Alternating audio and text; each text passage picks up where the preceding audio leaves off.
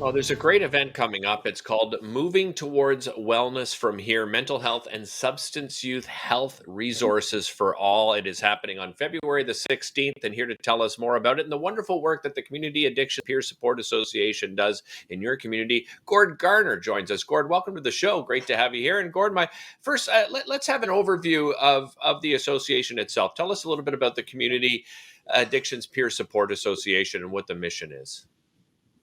Sure. We want people to be able to access health care, talk about their problems in an open and free manner without experiencing stigma or discrimination when they go to do that. Only 1 in 10 people who need help will ever get to the doorway. When they do get to the doorway, there's often confusion, mixed resources, not a clear pathway, and there's the struggle itself is just simply getting better. So we want more people getting help, and we want the help to be there and to be visible and easy. Uh, Everybody knows somebody.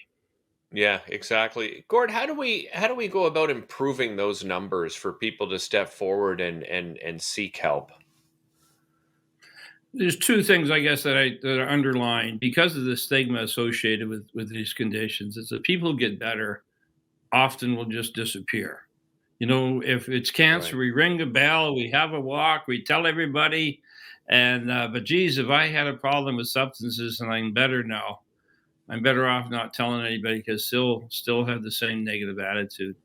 Ironically, then friends and family don't want to talk about it either because they believe they'll be hurting me, the people about my difficulties, even about my new health.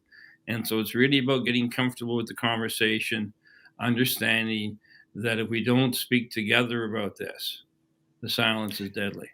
Yeah. And Gord, there is help available and there are new ways to access that help.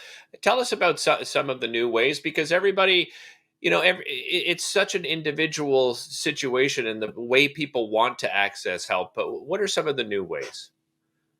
There's two new resources here in Ottawa, in particular. They're just being launched that will eventually become province-wide, I believe, and that's one for youth, which is one call, one click, one call, and the other one is access mental health and addiction. The idea being that I just go here, right? I can self-refer, I Right. can get information, I can get connected to resources, and so oh, at last, there's a place I can go, and I don't get told I'm at the wrong place.